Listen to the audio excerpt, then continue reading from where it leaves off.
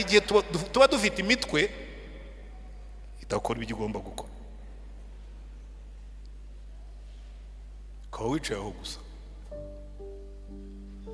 Umugabo agomba kureba, akumva, agatekereza, agakorodona cyane.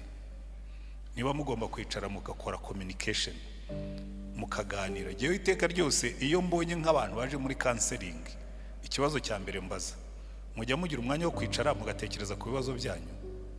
Atoye. Wa mugabo wese wari wahamagara uyu mugore ngo umwicaze ahantu muganire ku rugo rwanyu naho rugana? Atoye. Nta wabikwigishije, noneho ugenda ubyige. Ujye umwicaza muganire, mukore gahunda, kuko uwo niwo murimo wa CEO. CEO ayobora inama, bagafata ibyemezo, agatanga umurongo yashaka kigira muri vacances. Iyo mubona ingo zirimo gusenyuka, akenshi hari ibibazo tutibaza. Ejo niko natangiye mbabwira nti burya akenshi hari ibibazo tutibaza. Natangiriye ku bibazo, nuno munsi ndatangirira ku kibazo. Abantu benshi iyo tuvuze ngo umugabo nyamugabo, niki gihita kiza mu mutwe wabo? Abantu benshi bahita bumva umugabo rwagitinywa, mbese wa wundi ugera mu rugo iwe bose bakamenya ko romera umugabo arahari, ndetse buri muntu wese akabimenya ko ari umugabo. Ariko nyabwira abantu ngo niwumva umugabo yibutsa abana ngo uzi uwo ndiwe, cyangwa akibutsa umugore ngo uzi uwo ndiwe muri uru rugo, jya umenya ko yacanganyikiwe. Sibyo? Nubona umuntu yiyafirima cyane, jya umenya ko burya yishidikanya. Ubundi umuntu ntabwo nyanywa amazi nigisha yihorera. Ubundi umuntu wiyizera ntabwo uzamubona arimo kwiyafirima. Burya abantu biyafirima cyane baba bishidikanya. Noneho ufatiye aho ngaho wabona ko abantu benshi buriya baracyafite urugendo rwo kugenda mu buryo bwo guhinduka abagabo nk'uko Imana ibashaka. Amen. Uyu munsi tugiye kubanza kureba igice kimwe cy'inyigisho kivuga ngo icyo turi cyo kibanziriza ibyo dukora. Burya icyo turi cyo inside mo imbere nicyo kigena ibindi byose bisigaye dukora. Being precedes doing. Burya turabanza tukaba abagabo mbere. Aha rero muraza kubyumva neza, niho dufite ikibazo gikomeye cyane, kuko abenshi twagiye mu ngo tutaraba abagabo, noneho tugatangira kugenda twiforomata tuba abagabo, wishakisha, ugahuzagurika, bimwe ukabyica. Uri bumbwire ko ntabyo yishe, aze kuza tuganire hanze, ndamukora mu ntoki mwe felicitation, namukomere n'amashyi, ambwira ati giye rwose kuva nubaka urugo ntabyo nazambije. Ariko namara kubimbwira amenya aho mushyira muri kategori y'abanyabinyoma.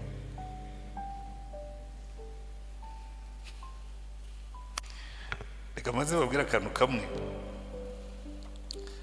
Dufatanije na Fathers Union twanditse igitabo cyitwa Umugabo mu mugambi w'Imana.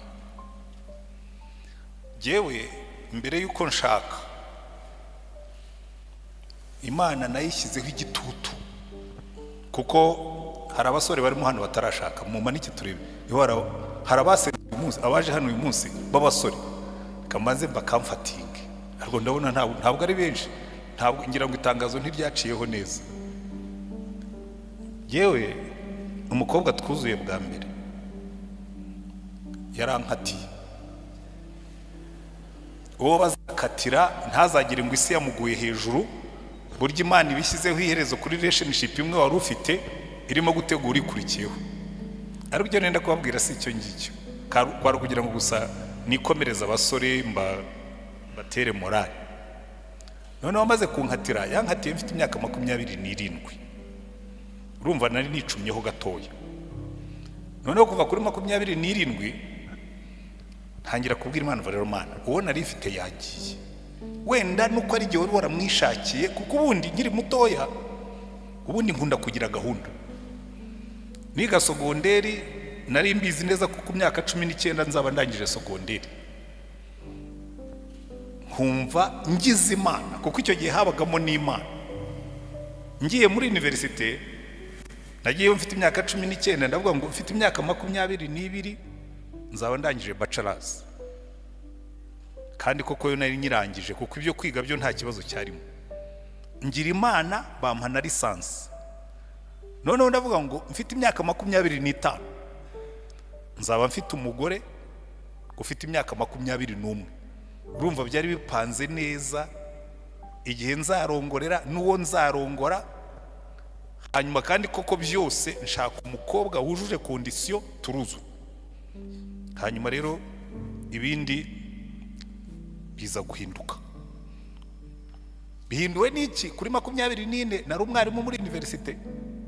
Noneho umwaka urangiye barandinganiza, kandi ubwo ngubwo plan yanjye yari kuri target rwose nari ndiho, kuko kuri 25 fiance nari mufite, universite yaduhaga inzu, umushahara wari uhari.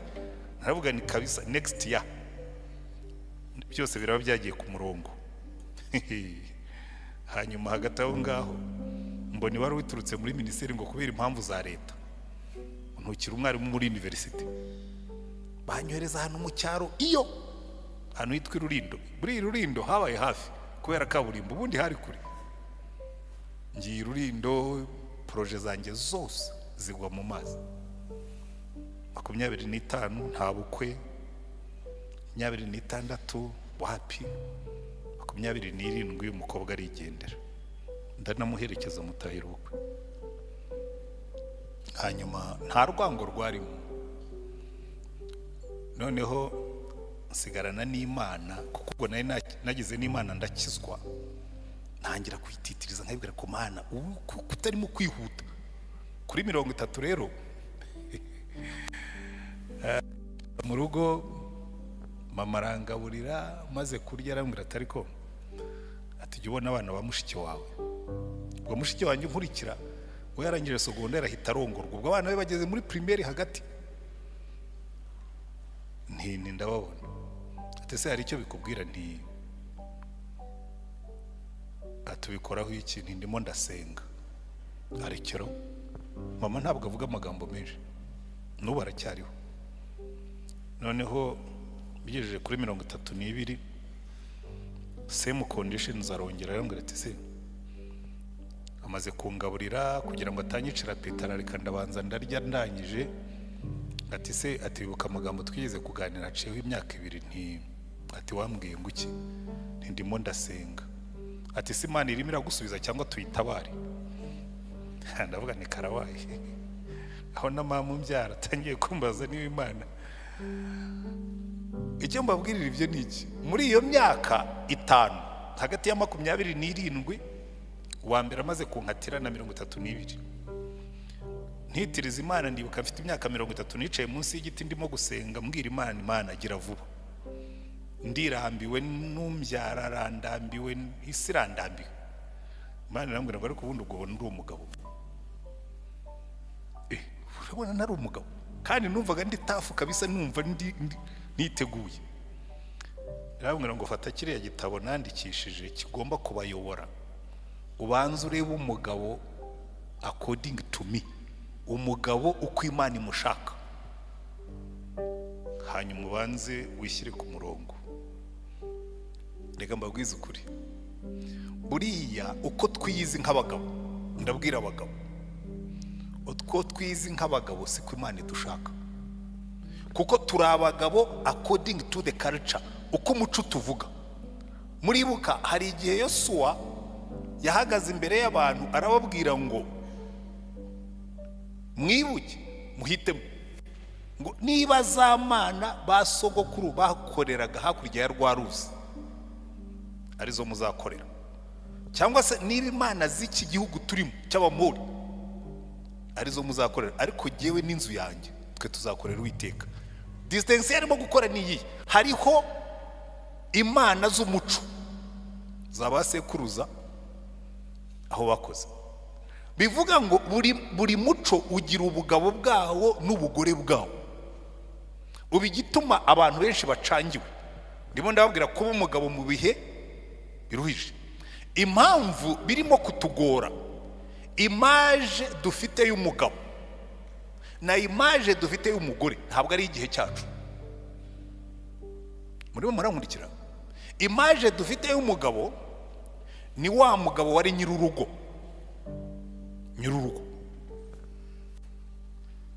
Hahandi aho yavugaga abantu bose bagaceceka ko ni nyirurugo. Ariko iyo si yo turimo. Iyo si ni ya basogokuru na ba data, ariko si yacu. Reka mbereke impamvu.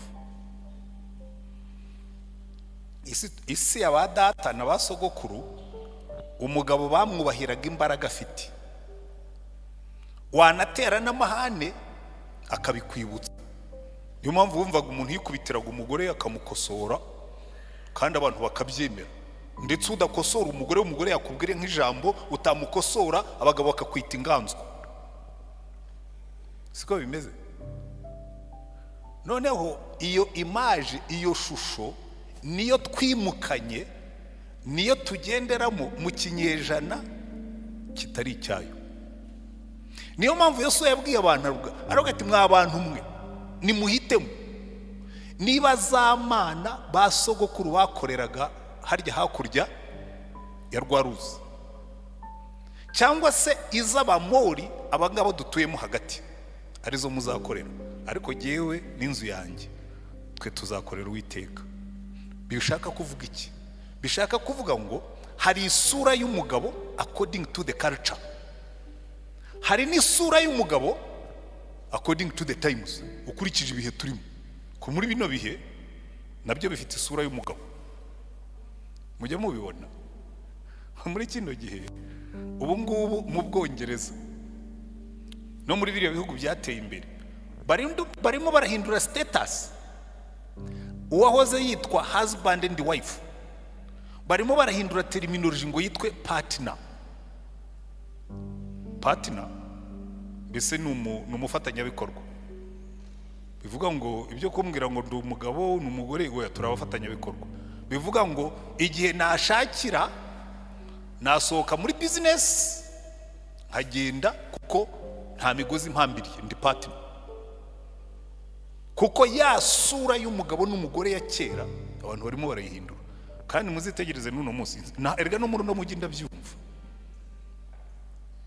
Umugore aricara kaza kubwira ati, pastor kuki washaka kumpambirira mu rugo? Bashaka kujya kwidagadura n'inshuti zanjye.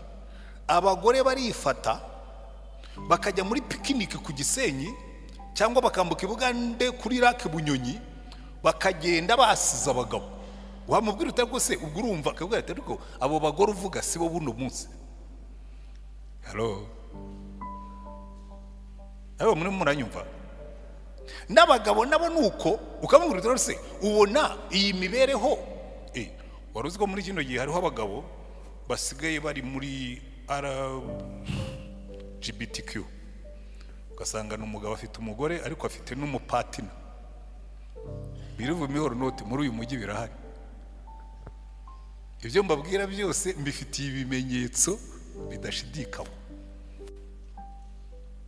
Ni umutinganyi ariko afite n'umugore, kuko iyo niyo si turimo. Umugabo mu bihe bigoye, imana y'ingo mu bihe bigoye. Niyo mpamvu rero na Yosuwa nawe aho babaga arababwira ati, kiriya gihugu basogokuru bahozemo hari isura y'ingo yari ihari.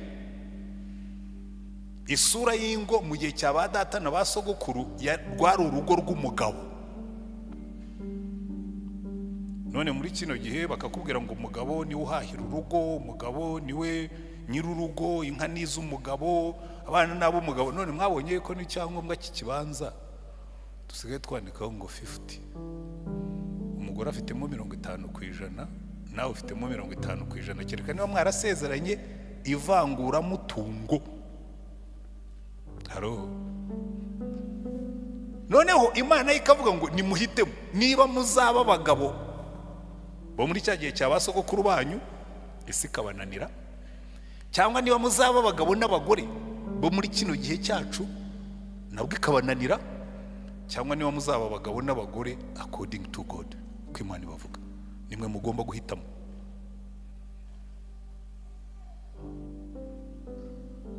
Uyu munsi kandi Yosuwa yararangije arababwira ngo uyu munsi muhitemo. Nanjye ndababwiye kuri uyu mugoroba ngo muri iki giterane iki cyumweru muhitemo. Niba mugiye kuba abagabo babandi bo mu gihe cya badata na basogokuru, cyangwa mugiye kuba abagabo nk'abona babwiraga bo muri kino gihe n'abagore b'iki gihe, cyangwa mugiye kuba abagabo n'abagore nk'uko Imana idushaka. Ariko nongere nshimangira nk'uko Yesu yashimangira avuga ati sawa, niba muzajya muri ruriya ruhande cyangwa muzajya muri ruriya, jye n'inzu yanjye twe tuzubaho Uwiteka. Haleluya. Iyi niyo ndahiro twagombye kurahirira. Niba dushaka kubaka ingo nziza Imana yubaka, twagombye kurahira tukavuga ngo twebwe jye n'inzu yanjye turahiriye kuzubaha Uwiteka. Kuko kubaha Imana nibyo bizambuza kugenda uko nishakiye, kandi sirimo kumpamagarira kugenda uko nishakiye. Niba uri umugore ushaka kubaka urugo ruramo, uzi ikibazo cyabayeho, isi tubwira ko dushobora kwigendera uko dushaka, ariko Imana ikavuga ngo sawa, nimwigendera uko mushaka muzasarura ingaruka zo kugenda uko ushaka, guaranteed. Buri ibintu Imana yaremye byose iyo bivuguruje bikugiraho ingaruka. Ibintu byose Imana yategetse iyo bivuguruje bikugiraho ingaruka, ubishaka utabishaka bikugiraho ingaruka. Imana yaravuze ngo nusimbuka kuva hejuru uzikubita hasi. Ushobora kuvuga ngo ngewe ngo ngiye kudefia ngo amategeko ngo ya gravite, uzasimbuke nutavunika ngo hari umuntu uzaba yagufatiye mu nzira. Ko niko bikoze. Ndenda kukubwiza ukuri, nubwo watubwira ngo isi turimo ngo iri free, ngo ifite umudendezo. Umugabo uri free, ubana n'umugore uri free. Impamvu ingo zabananiye niki?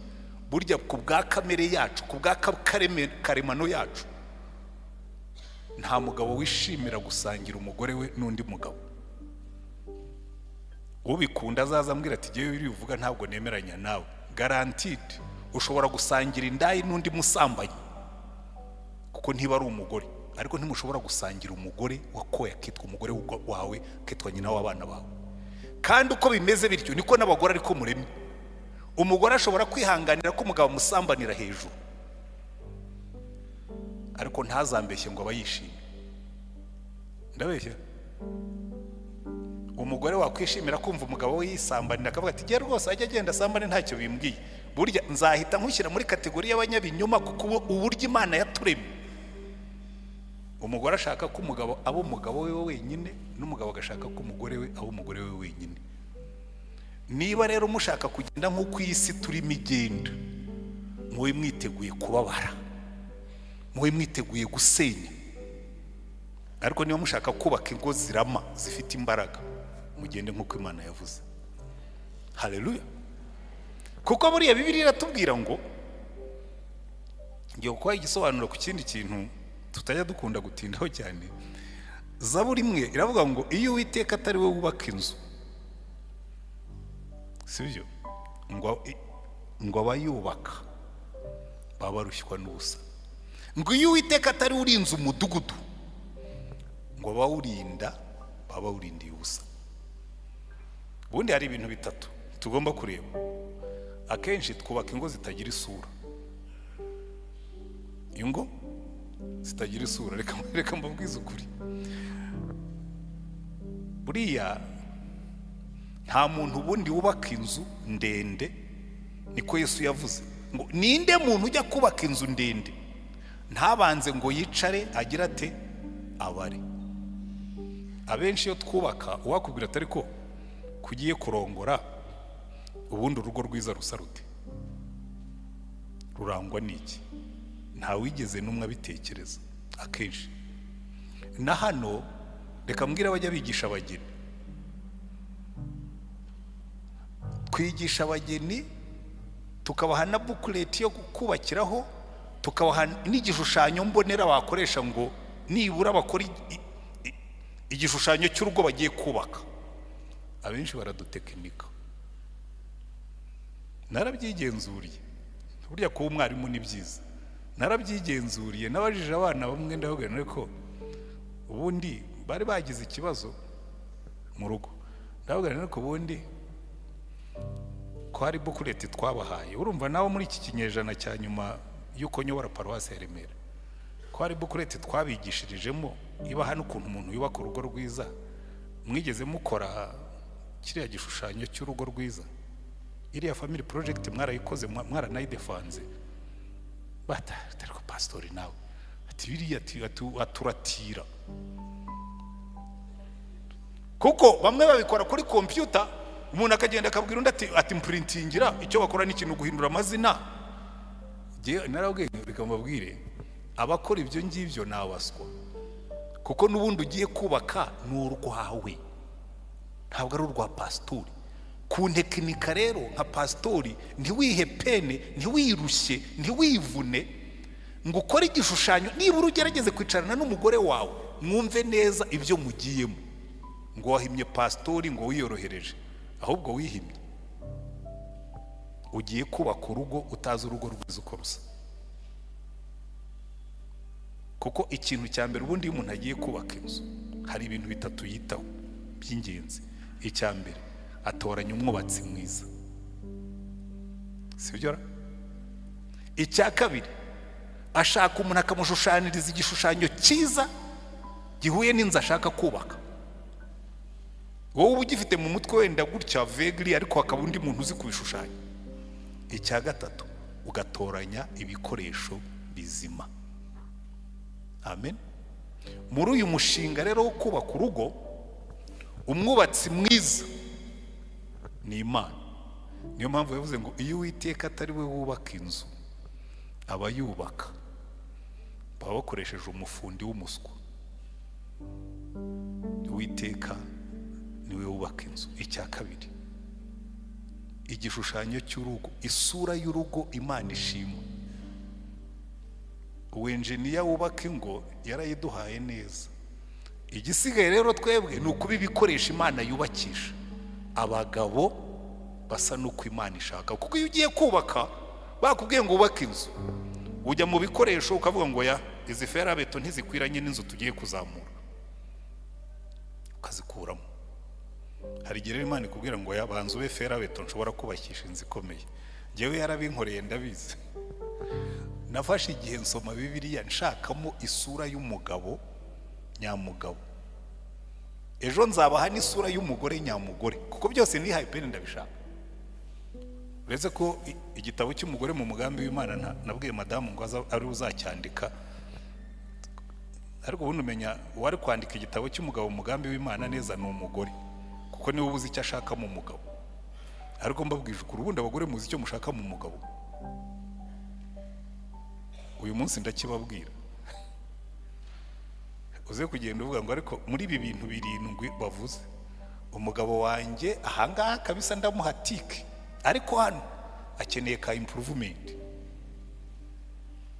Si byo se? So reka rero twinjire turebe umugabo mu mugambi w'Imana, umugabo uhagaze neza mu nshingano.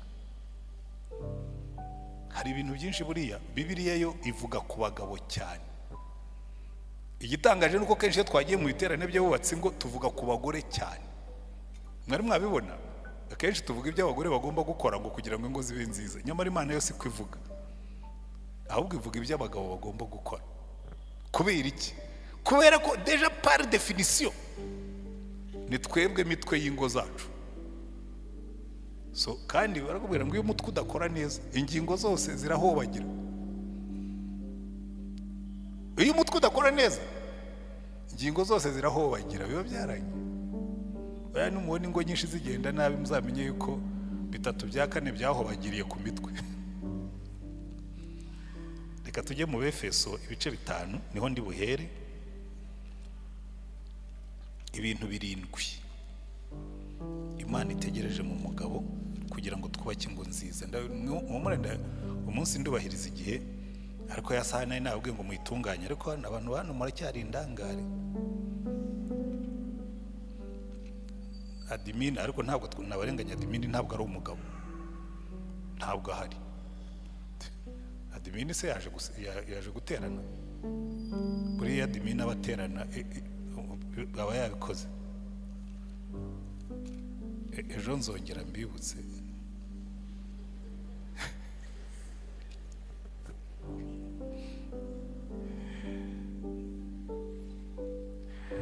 Abefeso 5 turahera ku murongo wa 22. Ariko reka abagore mbe mboroheje, nzabagarukaho ejo. Reka mpere ku wa 25. Bagabo, gusa icyo nshaka kubereka muri iki gice, baravuga ngo uko abagabo n'abagore bakwiriye kumererana, sibyo? Dufitemo imirongo 12 kuva ku murongo wa 22 kugeza ku wa 33. Ntabwo ari 11 buriya ni 12 kuko no 22 urimo. Imirongo 3, 22, 23, 24 ivuga ku bagore. Imirongo 9 ikavuga ku bagabo. Nicyo kikwereka aho tujya ducurika ibintu. Akenshi iyo numvise abantu bigisha ku Befeso ibice 5 bibanda ku bagore. Bagore mugandukira abagabo banyu. Ariko uyu munsi ndagira ngo turebe isura y'umugabo ugandukirwa n'umugore. Ejo tuzanareba n'abagore bataganduka ariko kuko nabo barahari. Imana tugira iwacu nuko ari bo bake cyane. Ariko hari igihe umudayimoni afata n'abasanzwe baganduka.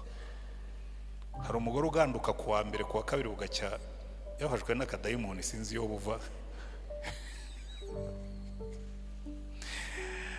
Bagabo mukunda abagore banyu nkuko Kristo yakunze itorero akaryitangira ngo aryeze, amaze kuryogesha amazi n'ijambo rye, aryishyire rifite ubwiza, ridafite ikizinga cyangwa umunkanyari cyangwa ikindi kintu cyose gisa gityo, ahubwo ngo ribe ryera ridafite inenge.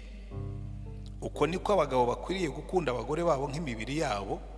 Ukunda umugore waba yikunda, kuko ari nta muntu wakwanga umubiri we, ahubwo yawugaburira akawukuyakuya nkuko Kristo abigirira itorero, kuko turi ingingo z'umubiri we. Nicyo gituma umuntu uzasiga se na nyina akabana n'umugore w'akaramata, bombi bakaba umubiri umwe.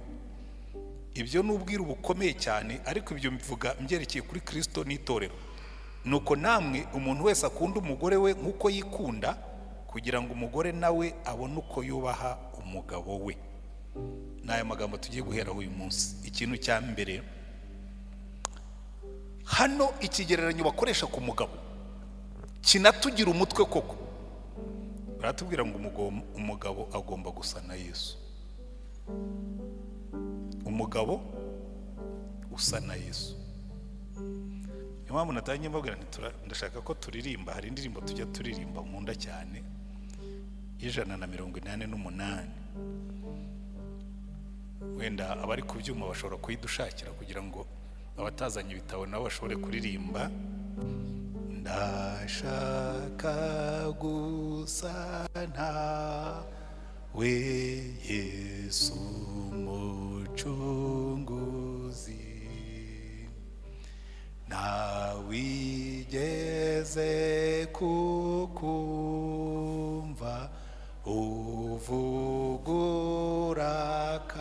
uvugurakaye. Ndashaka gusa nawe wasengaga kenshi, wihereranye naso kuri wa musozi.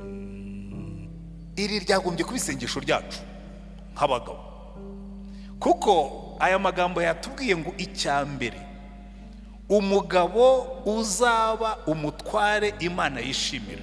Si n'umugabo wenyine reka, n'abagore, kuko twese Imana iducungura. Muzasoma ahantu hose muri Bibiliya, Yesu yarigishije aravuga ngo birahagije yuko umwigishwa asa n'umwigisha. Haleluya. Ahandi Pawulo aratubwira ngo ab'Imana yamenye kera ngo yarabacunguye, yarabatsindishiriza. Ngo abo yatsindishirije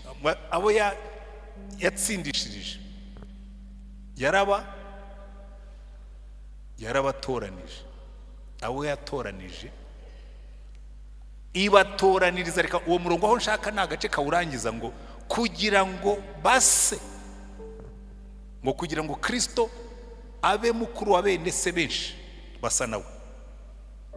Ahandi Bibiliya ikatubwira, Pawulo yandikira Abakorinto ngo twebwe, Abakorinto ba 2:3:18, ngo twe tumutumbiriye ngo mu maso hacu hadatwikiriye, ngo tugenda duhindurwa tugasa nawe, tukagenda tuva mu bwiza tujya mu bundi. Haleluya. Ahandi Yohana mu rwandiko rwe rwa mbere 3 akavuga ngo nimurebe urukundo ruhebuje Data wa twese yadukunze, ngo rwatumye twitwa abana b'Imana, ngo kandi koko, ako kantu ndagakunda cyane, ngo kandi koko niko turi, ngo bakundwa, ngo ko tuzasa ntikurerekana, ngo ariko niyerekana tuzasa nawe, ngo uwifitemo ibyo byiringiro ngo yiboneza nk'ukuriya nawe aboneye. Haleluya. Iki rero niwo muhamagaro wacu twese, abagabo n'abagore. Umugabo usa na Yesu, iyo niyo nshingano yacu ya mbere, kubanza buri munsi ugaharanira gusa na Yesu. Kubera iki? Kubera ko buriya gusa na Yesu birakomeye. Bitangira gukomera iyo twageze mu bihe bibi, sibyo? Iyo twageze mu bihe bibi nibyo turimo kwiga. Umugore ntiyitware nk'uko wari utegereje ko yitwara, ntagusubize nk'uko wari utegereje ko agusubiza. Icyo gihe ukavuga ngo reka nse na Yesu, kuko igihe we bamubambaga yabasabiye umugisha.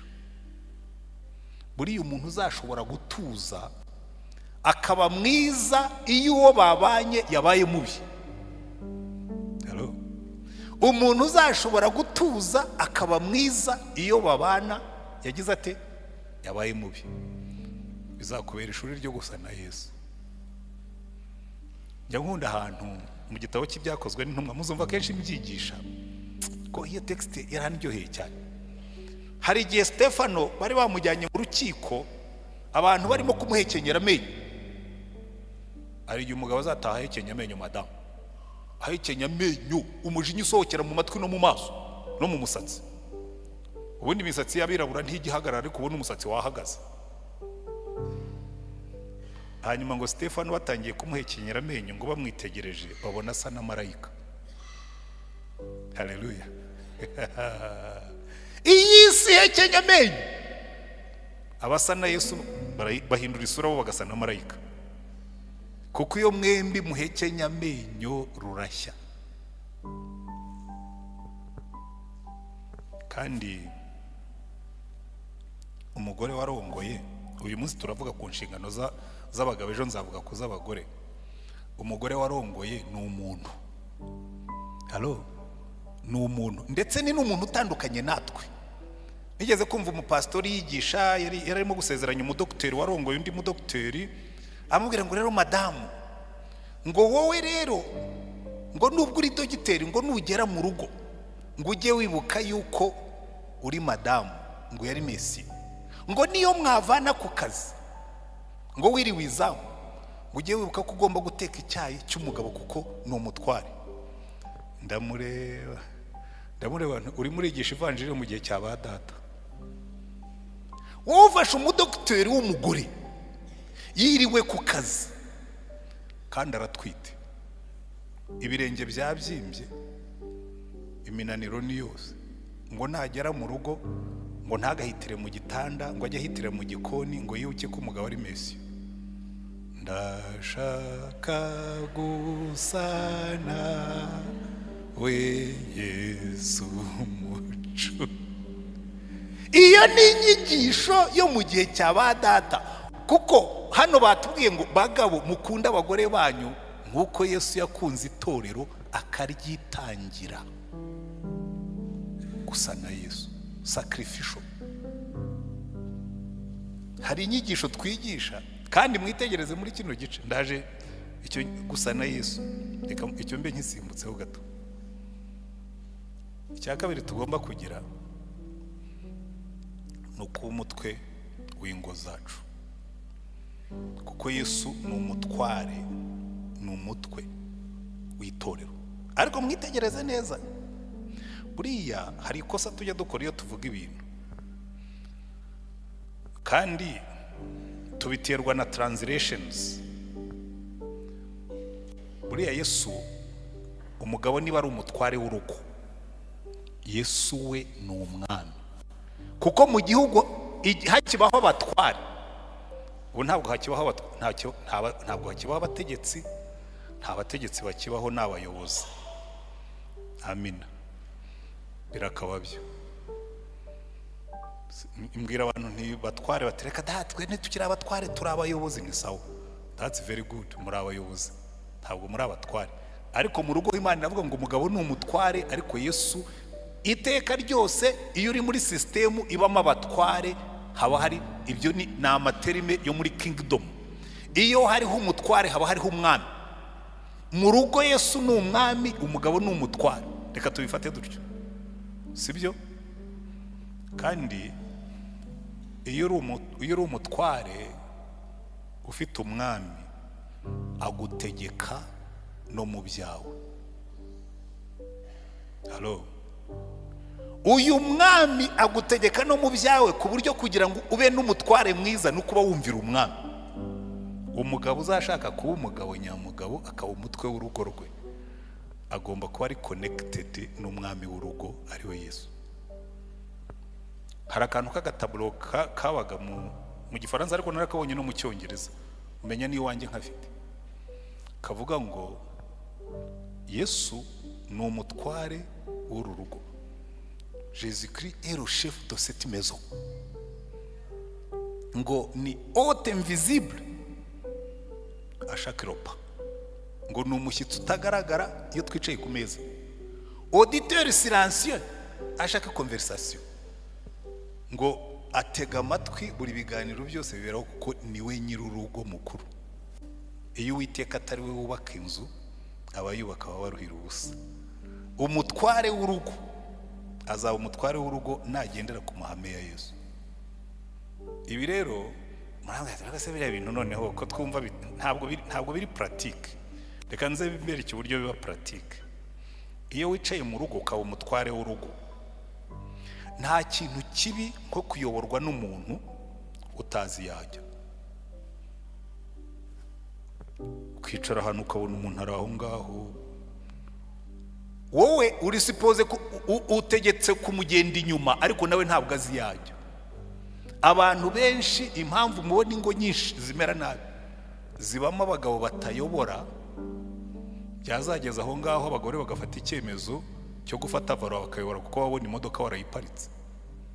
Nta mushinga, nta gahunda, nta cyerekezo, nta muco, uraho gusa. Umugore umwe yigeze kumbwira ati pastor, ndende kuko ikibazo, ati umuntu yifata ite iyo afite abahungu batatu mu rugo? Ati babiri wabyaye n'undi wakurongoye. Ati jewe umugabo wanjye ati niyo mubwiye ikintu atarambwira ngo ku kiteka ryose ngo ushaka kuzana ibintu byo kuruhanya, wakwiryamiye tukaba. Rero birakubwira ngo ubundi buri ikintu abantu batarasobanukirwa, ntabwo umurimo w'umugabo ari ugutekereza neza kurusha umugore. Buriya CEO, diregiteri w'ikigo, ntibivuga ko ari we muhanga ukibamo wenyine. Ndabeshyara. Ushobora no kuba baraguhaye, jewe ubundi ngize Imana wampa n'abakozi bandusha ubwenge, kuko byoroshye ibintu byose. Jewe ubundi ku bwa kamere yanjye sinkunda kujya gukora nka fundraising, twubaka uru rusengero, nta muryango n'umwe nakomanzeho. Nabonaga ba James bagiye he, nkabona ba Janet bagiye ahandi, nkabona abandi bagiye hehe, akora akazi ko kugenda gusa. Birangiye batantwane yubatse urusengero rwa hehe. Shaka abantu bakurusha ibintu babikore, wowe ukora akazi gusa ko gukorodona. Kuko ubundi umurimo w'umutwe, umutwe uratekereza ntukora. Mwari mubizi? Mwari mwabona umutwe uterura ibintu? Oya, hari igihe umutwe ushobora gutanga support, amaboko agaterura ibintu akabishyira ku mutwe, kubera ko nkatwe abanyafurika dutwara ibintu ku mutwe, ariko ubundi umutwe ubaho ngaho nta kintu ukora. Iyo ugiye gukaraba umutwe nta contribution ushyira, mukora akazi ko kureba aho isabune iherereye, amaboko agaterura ugakaraba. Donc icyo ukora akazi ka coordination, ugatekereza ugakora. Ikibazo kibaho rero, hari igihe tuba dufite imitwe idakora ibyo igomba gukora. Ukaba wicaye aho gusa. Umugabo agomba kureba, akumva, agatekereza, agakorodona. Cyane. Niba mugomba kwicara mugakora communication, mukaganira. Jewe iteka ryose iyo mbonye nk'abantu baje muri counseling, ikibazo cya mbere mbaza, mujya mugira umwanya wo kwicara mugatekereza ku bibazo byanyu? Atoye. Wa mugabo wese wari wahamagara uyu mugore ngo umwicaze ahantu muganire ku rugo rwanyu naho rugana? Atoye. Nta wabikwigishije, noneho ugenda ubyige. Ujye umwicaza muganire, mukore gahunda, kuko uwo niwo murimo wa CEO. CEO ayobora inama, bagafata ibyemezo, agatanga umurongo yashaka kigira muri vacances. Siko bimeze. Giye buri umugore wanjye ni umwana mwiza. Ajya ambwira ati giye yonze kunshyigiki, kuko urumva twe dutangira kwimariya nari umuvuga butumwa. Nkagenda buri gihe nkaba nagiye.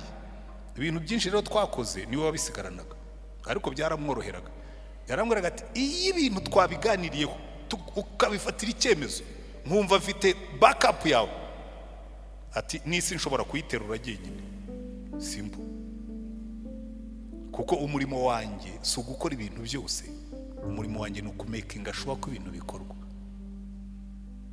Hari abantu rero bapari ku rugo ibyatsi bikamera munsi y'imodoka, ugatekereza ko azinyagambura ngo atange icyerekezo shwi.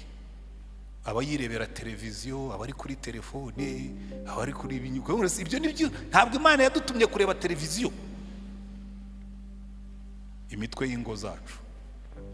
Ariko ubwo James ngira ngo tuzabishyira muri gahunda y'abafadazi, tutangire kujya twigisha abagabo ikintu cyitwa constructive communication, planning y'urugo, gukora gahunda, communication yubaka. Ibyo ngibyo ni responsibility z'umugabo. Abakiri abasore n'inkumi, ubwo nyine mubitekerezeho. Umutwe w'urugo, ubwo ntibibaye bibiri. Cya mbere no gusa na Yesu, hanyuma ibindi byose tugakora nk'ibyo Yesu akora. Icya gatatu, Bibiliya yatubwira ngo ndimo ndabereka umugabo usa na Yesu uko akora. Yesu niwe utekerereza itorero. Mujya mubona iyo byatunaniye. Haleluya. Yewe najyaga mba hano mu bintu byanezezaga, ariko ntabwo nzagaruka kuryama kuri aritari, kuko naryamaga kuri aritari kuko nabwo ntegereje nyiri itorero ngo ambwire ibyo nzakora. Ubu nayo icyo nzajya nkora nanjye sigaye narabuze icyo nikoresha. Ni Imana ko buri nta kintu cyiza nko kugira ikintu uyobora, kubera ko iyo ugiye kuvugana na shobuja uba ufite ibyo yagushinze. Cyakora ubu ndabifite, mfite ubuzima bwanjye. Nzakora amasengesho y'iminsi 7 mu minsi iri imbere, ariko noneho nzayakorera mu rugo. Mbaze Yesu ntariko ubu ngubu noneho ndikoresha iki? Ko najyaga nza nkirarira hano, nkabanza nkatondagura ngabwira Yesu, iri torero ryawe iyi paruwase wampaye tuyijyane hehe? Hanyuma akabimbwira nkabyandika. Narangiza nkaza nkabibabwira, mukagira ngo ndi umuhanga, ndimo ndumvira amategeko ya databuja. Simple. Abantu bakibeshya ngo pastor ariko nguriye ngo hari ukuntu abafite ibintu ngo bafite ngo ibintu by'amaviziyo n'ibiki byose. Reka da, wicarana na Yesu akaguhishurira ibyo ukora. Ubundi n'umugabo usengera urugo rwe, Imana imuhishurira ibyo akora. Niyo mpamvu rero undi murimo Yesu akora, baratubwira ngo Yesu yicaye iburyo bw'Imana akora iki? Adusabira. Undi murimo w'umugabo usa na Yesu ni umutambyi w'urugo rwe. Hano rero reka mbabwire ikintu kimwe. Uriya mu Rwanda buri munsi tuba turimo guhindura amagambo. Mu myaka yashize abantu babanaga n'ubumuga, ubu noneho basigaye bafite imbogamizi. Nta muntu ukigira ubumuga bafite imbogamizi. Rero mu ngo nyinshi abagabo bafite imbogamizi y'ururimi.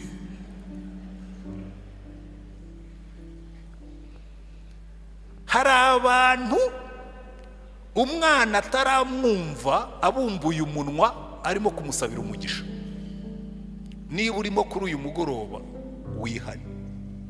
Ubundi umugabo ni umutambyi w'urugo rwe, ni wowe uzamura ijwi ukajya imbere y'Imana ukabwira ngo Mana.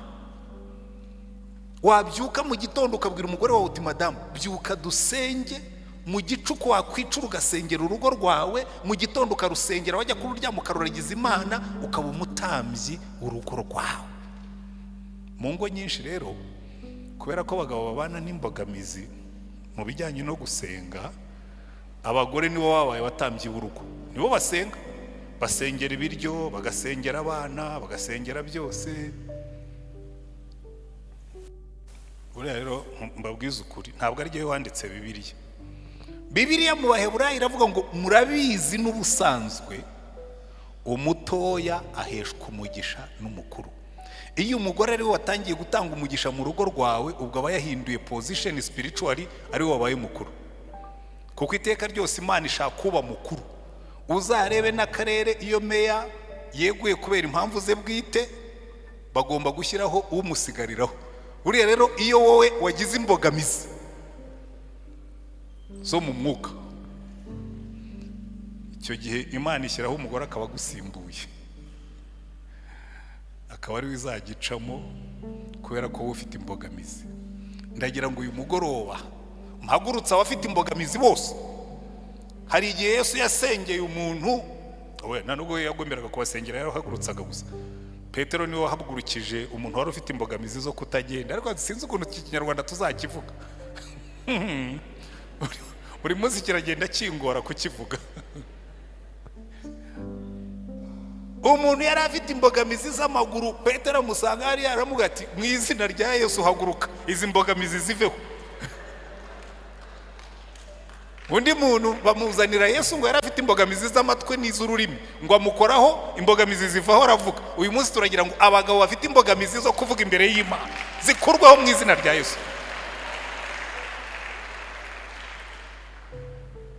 Mwibukiye umugoroba turimo turiga ku bagabo, rero tuziga ku bagore, namwe sinzaborohera.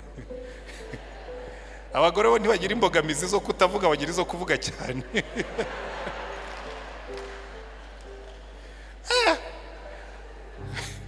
Hari umuntu ujya gusengera ibiryo ukavuga uyu muntu inzara iraza kwica abantu atararangiza gusenga, kubera ko bo ntibagira imbogamizi zo kuvuga. Ariko reka twikomereze, ibyo tuzabiganira hejuru. Ariko abagabo bafite imbogamizi mu kanwa, uyu munsi rwose ndasenga Imana ngo intananya zo mu mwuka zose zicike, abagabo batangire kuvuga imbere y'Imana. Kandi bimbabwira mwagira ngo n'urwenya. No mu gipastori biraho, twigeze kujya ahantu, noneho turara kwa pastori, twari twajyana kuvuga ubutumwa mu bihugu runaka, hashobora kuba ari mu Rwanda cyangwa ari n'ahandi ntimuri buhamenye. Noneho turicara turaganira, mbona nta gahunda yo kuvuga, nta gahunda yo gusenga, ndababwira ariko mwaretse tukaba dusenga. Mugaranga ati turabizi rero, ati ndumva naniwe ukuntu, ngiye kuba nduhukaho gatoya, ati musigare musenga, tubwo ibiryo n'ibishya baraza kunkangura. Ndavuga ntiyampaye. Uyu mugabo ndi umushyitsi mu rugo, ngiye gusengesha urugo rwe, wagiye kuruhuka. Ubu iyo ntahari bigenda bite? Afite imbogamizi. Umutambyi w'urugo rwe, nahereye hejuru kuko iyo ni relation verticale. None ka nihute.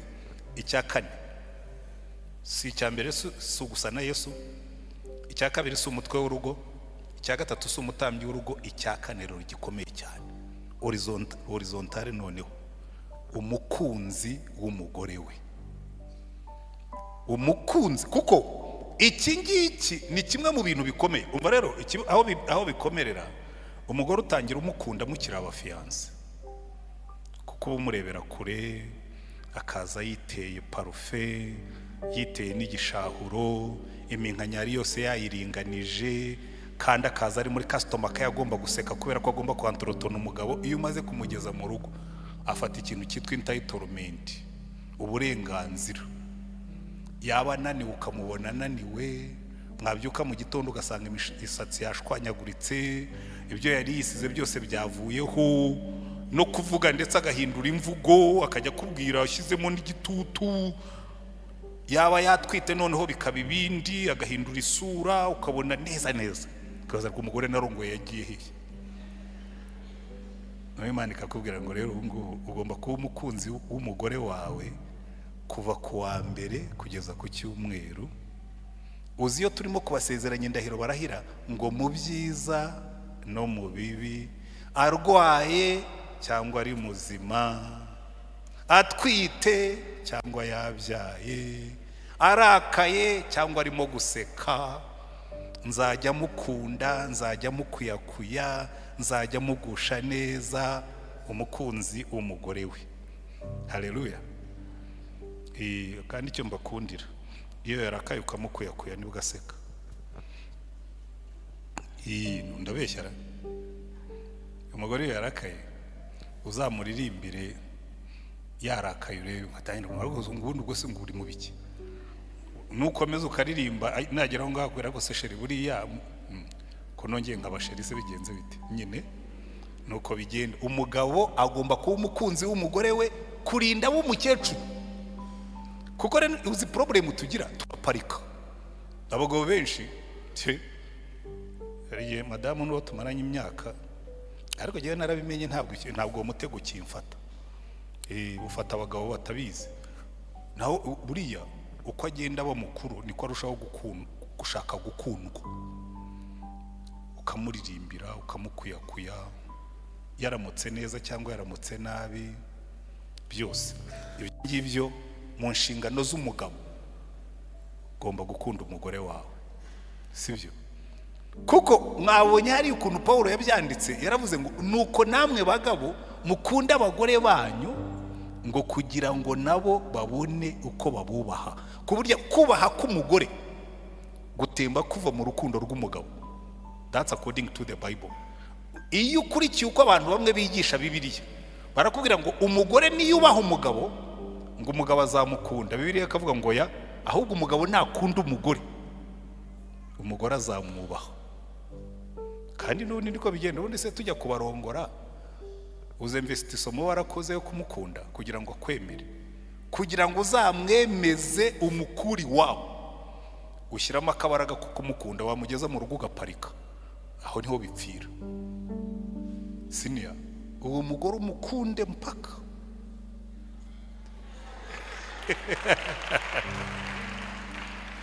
Iyo ni inshingano y'umugabo.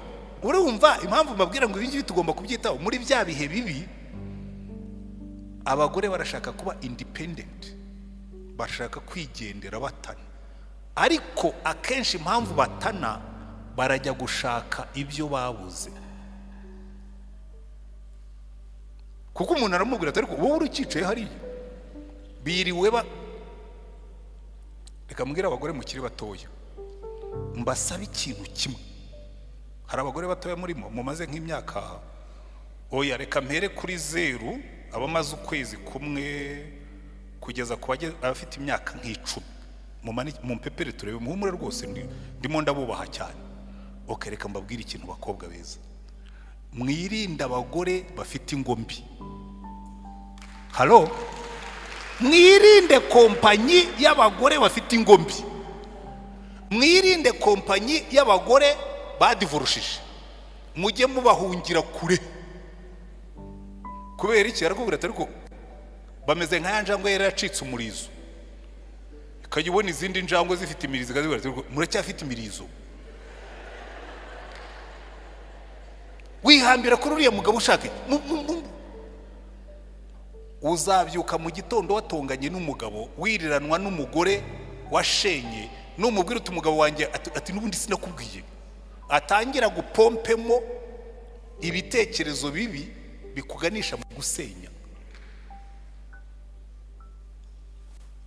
kandi namwe bagabo, Bibiliya iratubwira ngo nurakara izuba ntirikarenga ukirakaye udaha Satani urwaho. Mu ngo zanyu ikintu cyitwa kuvuga ngo twacumbikiye umujinya, waryamye ureba iburyo nanjye ndeba ibumoso, believe me or not, ukunda umugore wawe kandi ntimuhe Satani urwaho. Ariko ndabwira abakiri batoya cyane cyane, umva bariya abagore bafite ingo zasenyutse mubahungire kure nk'abarwayi Marburg cyangwa bafite ubushita bw'inkende. Erega ibyo mbabwira mbifitiye ibimenyetso. Umuntu asenya urugo rwe akaza akakwigisha gusenya urwawe kuko ashaka kugaragara yuko n'ubundi abagabo bananiranye, ko atari wenyine. Ariko abagabo mukunde abagore banyu. Inshingano ya 5 nihuta. Umugabo agomba kuba umuhashyi w'urugo rwe. Umuhashyi nubwo umugore yaba akorera amafaranga angana iki, hari akantu nabonye gashimishije. Umuntu yarakavuze dutashye, madamu arambwira ati kariya kantu nyamara niko buriya abagore niyo akorera amafaranga iteka ryose yumva umugabo yafiteho ijisho.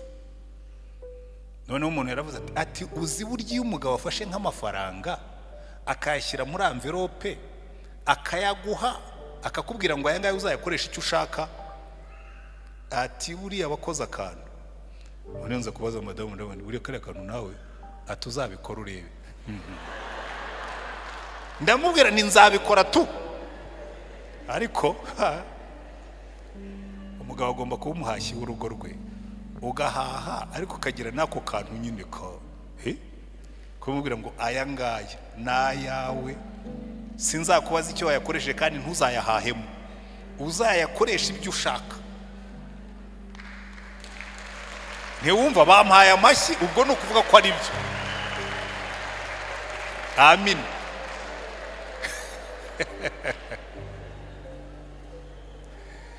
Kuko buriya hari igihe abantu bageraho akavuga ati ariko afite roro, uyu mugore konti iri imbere ye, ni na sinyateri kuri konti nk'iwanjye na madamu, konti zanjye zose madamu azisinyaho, ni nawe ubika sheki, ashatse yarotira amafaranga arabizi, nta n'umunabi uburimo. Ariko kamwe ati ariko ka kantu bavuze buriya nanjye ubungu nanjye ngenda niga nubwo nshaje, ukagashyira ku ruhande ukavuga uti ariko akangaka aya ngaya wayagura amavuta, wayagenda ukayarira ifi, wagira gute aya ngaya uyitegekeho ntuzanamira ipoti, ntabwo nzakubaza aho yagiye, ngo barabikunda. Tasi ndabona useka cyane, ubwo nawe uzabaze wa mugore wawe umve ko atabikunda. Umuhashyi w'urugo rwe. Reka twihute tugane ku musozo, kuko umugabo iteka Bibiliya iratubwira ngo niba utita ku rugo rwawe, niba utita, ikintu kijya kimbabaza muri uyu mujyi, hari abagabo bafite amafaranga ariko mumenye ko hano hanze hadutse n'ingona zizi kureba abayafite. Kavuga ati ariko uriya mugabo tuzamufasha kuyarya, bakaguha ubwunganizi, bakagukarikira, bakagupima, bakamenya aho unyura, bakamenya uko ugenda, ukajya ubona inkumi yicisha imbere yawe ukagira ngo ni wowe urimo kuyiroba, ntumenye ko ari irimo kugufata. Warangiza ugasanga umwana w'inshoreke arya ifiriti, uwo kwa Monsieur arya sumare. Ibyo twitaga sumare kera ni ibirayi bitogosheje bitetse munsi y'amazi, ibyo twitaga ngo ni ibisumare. Iwawe muhira barya sumare, kwa nshoreke barya ifiriti. Inshoreke uyijyana muri Dubai ukayihatura ikajya gutembera umugore wamusize mu rugo. Ubu ntabwo uri umuhashyi w'urugo rwawe. Urugo rwawe ugomba kuruhahira ukarunezeza, kuko Bibiliya iratubwira ngo niba utazi kwita ku rugo rwawe urutwa n'umupagani. Timoteyo 1:5 ko Paulo yanditse ngo niba utita ku rugo rwawe wowe urutwa n'umupagani. icya gatandatu ko nabwiye ko ari 7 tugasubiza, kuba umurinzi w'urugo rwe. Buriya hari ijambo najyaga ntumva neza ariko ubu nararisobanukiwe. Uko ngenda nkura, uko ngenda mu mukansara w'ingo, baravuga ngo nicyo gituma umugabo azasiga se na nyina akabana n'umugore wa karamata. Ikibazo kibamo iyo umugabo atabaye umurinzi w'urugo rwe, invasion ya mbere, mbese ibitero bya mbere biva muri bashiki bawe, bishobora no kuza biherekejwe na mama wawe. Ugasanga umugore uzi yuko hari abagabo bajya bakorana inama nabi wabo baka-excludinga, bagakuramo umugore. Mubwire umugabo umunsi wakoze icyo kintu uzaba wateye intambwe ya mbere yo kugira urugo rubi. Ubundi uzaba akaramata, umubiri umwe n'umugore wawe. Umuryango wawe batubwiye ngo azasiga se na nyina. Jewe rwose mama mugomba byose, ko data yapfuye ndi muto, mama niwe watugokeye arirya arimara. Ariko njya mbibwira abantu, mama ndamukunda nawe arankunda, aracyanariho mu myaka ya 90, ariko nta mpeta twambaranye. Dukundana urukundo rw'umubyeyi n'umwana. Bivuga mu yandi magambo ngo iyaje wanjye ni mama wanjye, ni na mama w'umugore wanjye, turamwubaha pe, sibyo? Ariko akaramata k'umugabo n'umugore, jewe ngira umugisha, mama n'umugore wanjye ni inshuti. Ariko hari ahandi bafite ababyeyi batari inshuti n'abagore babo. Ariko no ku bagore tuzabigarukaho, hariko hariho n'abagore batubaha ba nyirabukwe. Ariko Bibiliya tubwira ngo umugabo agomba kuba umurinzi w'urugo. Nubona mu rugo rwawe haje amakimbirane azamwe na ba petit frère, first of all petit frère wawe nta butwara afite kuri madamu. Hello, abafite ba petit frère wanyu, uriya petit frère nta butware na buke afite kuri madamu, n'umwana mu rugo. Iyo utangiye kuvuga ngo ariko ngo ba petit frère ni ba petit frère, ntabwo bareshya n'umugore mwasezeranye. Turabyumva kimwe? Rero ukabona petit frère yihaye gutegeka umugore wawe. Umwana umwe mu rugo rwanjye mu bo twari dufite icyo dupfana nyuma ya genocide, yigeze kubwira umugore wanjye, aramubwira ngo uyu ni anko, yari anko mbere yawe na nyuma yawe, naraje ndamwirukana. Ndamubwira nti nta anko mbere y'uyu na nyuma y'uyu, uyu nguyu twasezeranye akaramata, we nturimo.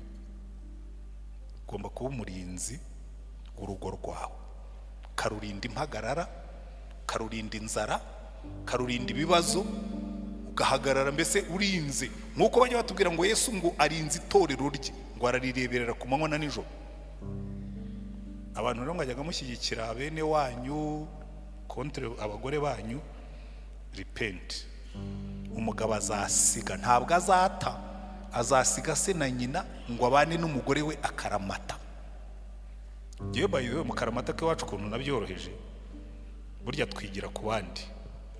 Narabirebye ndavuga numva rero kugira ngo abantu b'iwacu bamenye ko madamu ari umwana mwiza, niwe uzajya abaha amafaranga. Yabansabye amafaranga bose b'iwacu, njya mu nguni na madamu tukabiganira, nge nkabakanda nkabakarira, nkamubwira nari kuze kumudohoreraho ukoreshe generosity yawe. Bakavuga ngo wajya ahura n'uriya mugore ntahure n'iriya ngona. Fine, kibize ko ndi ingona, icyo mfa nuko bamenye ko mfite umugore mwiza. Ugomba kurinda umugore wawe, kuko ntibazareka kuba bene wacu. Uko byagenda kose bazakomeza babe bene wacu, kandi dependency nibo bayifite. Ariko icyo nshaka nuko urukundo ni warushyire ku mugore wanjye, bamenye. Kuko iyo bimye amafaranga cyangwa ukabaha make, barahindukira kuvuga ngo buriya mugore ataraza hano, ngo uriya mwana wacu yari umwana mwiza, ngo ariko aho yaziye uriya mutindikazi ngo ni wishe ibintu byose.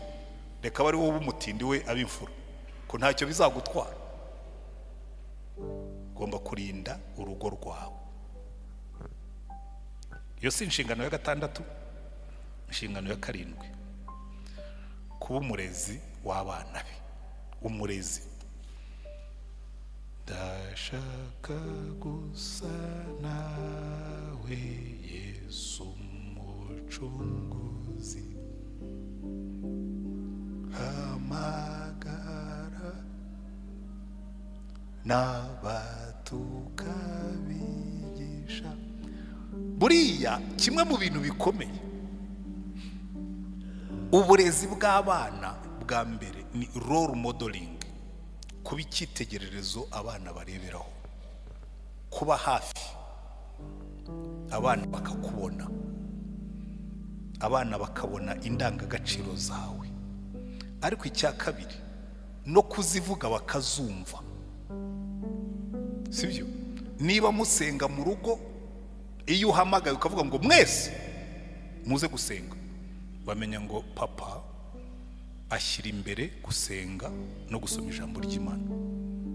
Iwanjye kuva twatangira muri 90 dusoma umusomyi tugasenga, abana barabizi. Bari mu rugo bagomba kuza bakicara muri salo tugasoma tugasenga. Ni umuco.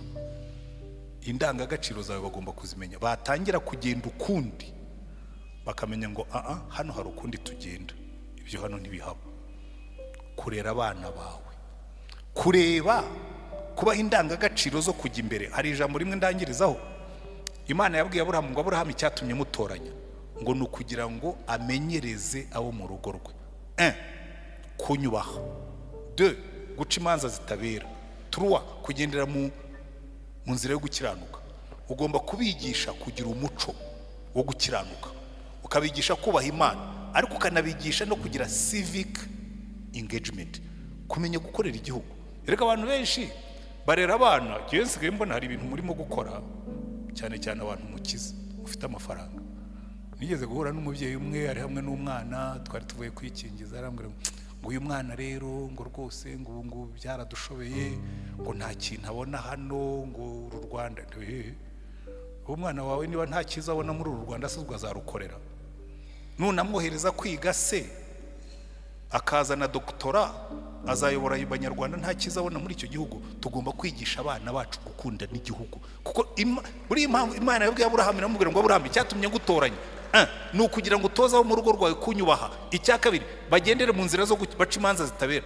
Icya gatatu, bagendere mu nzira yo gukiranuka. Icya gatatu, baca imanza zitabera. Ni ukuvuga ngo bitware neza mu gihugu, be kubingegera, be kuba abantu biba, be kuba abantu bagambana, bakora ibintu by'ubucafu, kuko ibyo biri mu bintu tugomba gutoza. Ni responsibility yanjye nk'umugabo. Ku Imana yabishyize kuri Aburahamu ivuga icyatumye Aburahamu mutoranya no kugira ngo akore ibi bintu. Toza abana bawe ko bagomba kwiga, bakaba hard working kuva bakiri bato. Toza abana bawe ko bagomba kugira discipline, ubaha icyerekezo, bakubona nawe ugifite. Toza abana bawe gucunga amafaranga neza. Hari ibintu byinshi twakwiga hano, ariko mu nshingano z'umugabo niyo ngiye irimo. Uzi impamvu mbivuga? Usanga uburere bw'abana twarabuhariye ubundi twabuhariraga abagore, none n'abagore babuhariye abakozi. Ikintu cya mbere kambwira abagore bari hano n'abagabo, ntugaha abana bawe umukozi ngo bari ujya kubaryamisha. Jya ubiryamishiriza umaze kubasengera. Hari igihe njye nicara n'abana banje bakobwa ngo mwibuka kera ngo tubyigana ku biro bya papa ngo dusengere. Babyigane ku biro byawe basengere, nurangiza nyina ajye kubaryamisha. Niyo banaryamishwa n'umukozi ariko bavuye ku biro bya papa cyangwa bya mama. Ugomba kumenya uko biriwe nuko bahagaze. Abana bawe ntibakaryame utababonye. Uri umurezi w'abana bawe. Amen. Reka dusenge dusoze. Imana ibahe umugisha. Ariko uyu mugoroba tuzirikane ibingibi, abagabo dutahe tuvuga ngo ninde ugiye kugenda agaharanira gusa na Yesu, uvuge ngo ni jyewe. Ninde ugiye kugenda akaba umutwe w'urugo rwe akarupangira, ni jyewe. Ninde ugiye kuba umutambyi w'urugo rwe akaruhuza n'Imana? Ni jyewe. Ninde ugiye kuba umukunzi w'umugore we akamukunda bikamugera ku musokoro? Uvuge ngo ni jyewe. Ninde ugiye kuba umuhashyi w'urugo rwe, urugo rwe ntirubemo ubukene, ntirubemo ibibazo? Ni jyewe. Ninde ugiye kuba umurinzi w'urugo rwe akarurinda amakimbirane n'impagarara? Ni jyewe. Ninde ugiye kuba umurezi w'abana be? Izo ni inshingano zacu Imana iduha muri iri jambo. I will. Dusenge Imana. Bari kwereka nsaba abagabo bahaguruke. Abagore mwe mukomeze mwicara, abagabo n'abasore n'abahungu. Uzi wese ko yambaye nk'umugabo. Ngiye kuvuga ngo ko yambaye ipantaro, nibuka ko ari n'abagore basigaye bazambara ibyo ngibyo. Ntabwo kiri umwambaro w'abagabo. Duhaguruke rwose kandi dusenge Imana ngo Mana udushoboze muri izi nshingano. Turagushimye Mwami Mana yacu. Ureba abagabo twese duhagaze imbere yawe kuri uyu mugoroba, ndetse n'abandi bose bari hirya no hino mu gihugu. Waratubwiye ngo nitugenda nk'uko watubwiye ngo ingo zizaba nziza. Dufashe kugira ngo tuba abagabo bahindutse basa na Yesu, bagambiriye gusa na Yesu. Dufashe kugira ngo tuba abagabo bagiye gukunda abagore bacu, ingo zacu zikaba umugisha. Dufashe kugira ngo tuba ababyeyi bagiye kurera abana babo bakavamo abantu b'ingirakamaro, bakavamo abantu bafite umurongo. Dufashe kugira ngo mu byo dukora byose tuba abatambyi b'ingo zacu, tuzisengera, tukwingingira iminsi yose kugira ngo ingo zacu zimere neza, kandi tuzigisha kugendera mu ijambo ryawe. Dufashe kugira ngo mu ngo zacu tuba abarinzi bazo, tuzirinde impagarara, tuzirinde ubukene, tuzirinde ibibazo, tube koko abagabo nyabagabo wishimira kubona. Dufashe kugira ngo mu byo dukora byose ushyirwe hejuru, uzu dusange, ubu umwami w'ingo zacu tuba abatware bazo. Imbaraga zawe zimanukira aho turi hose, ugendane natwe kugira ngo tuguheshe icyubahiro kandi duheshe ubwoko bwawe umugisha. Ko ni mu izina ryawe dusabye Mwami wacu Yesu Kristo, amen.